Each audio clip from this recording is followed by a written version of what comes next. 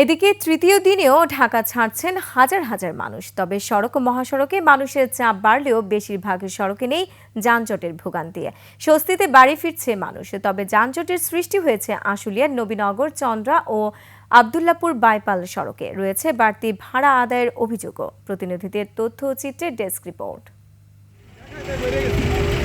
পরিবারের সাথে ঈদের আনন্দ ভাগাভাগি করতে রাজধানী ছাড়ছে ঘরমুখী মানুষ। গাজীপুরের ঢাকা টাঙ্গাইল ও ঢাকা ময়মনসিংহ মহাসড়ক ধরে বাড়ি ফিরছেন উত্তরবঙ্গগামী মানুষ আর গাড়ির চাপ থাকলেও নেই যানজট। তবে চন্দ্রামোড় এলাকায় জটলার কারণে যানবাহনের গতি কিছুটা কমেছে। অন্যদিকে অনেকে আবার গাড়ি না পেয়ে ট্রাক, পিকআপ ভ্যানে ঝুঁকি নিয়েই রওনা হয়েছেন বাড়ির পথে। রয়েছে বাড়তি ভাড়া নেওয়ার অভিযোগ। এখানে ভাড়া একটু বেশি, 450 টাকার ভাড়া 700 টাকা করে যাচ্ছে। আগে ছিল 600, এখন যাচ্ছে 1200, 1000। তবে এক্সপ্রেসওয়ের নির্মাণ কাজ চলমান থাকায় আশুলিয়ার নবীনগর, চন্দ্রা ও আবদুল্লাপুর বাইপাল সড়কে সকাল থেকেই যানজট সৃষ্টি হয়েছে। 8 ঘন্টা 15 ঘন্টা লাগলো। গেট লক, এটার ভাড়া হলো 750 টাকা, আর লোকালে 300-400 এরকম আমাদের রাশের ভাড়া, কিন্তু এখন বর্তমানে 1500-2000 টাকা চাচ্ছে।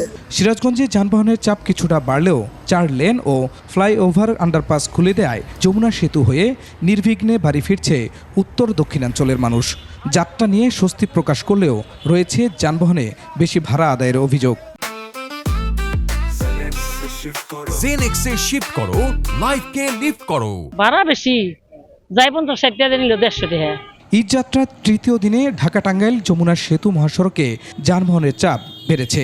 মহাসড়কে যানবাহনের অতিরিক্ত চাপ বাড়লেও স্বাভাবিক গতিতেই চলাচল করছে যানবাহন। পদ্মা সেতু হয়ে নির্বিঘ্নে বাড়ি ফিরছে দক্ষিণ পশ্চিমাঞ্চলের 21 জেলার মানুষ। যাত্রা নির্বিঘ্ন করতে কাজ করছে 4 শতাধিক পুলিশ। স্বস্তি রাজবাড়ী, পাটুরিয়া, দৌলতদিয়া নৌ রুটেও অতিরিক্ত চাপ থাকলেও ফেরির সংখ্যা বেশি থাকায় নির্বিঘ্ন পারাপার। Khurshid Alam, desk report, 21 television.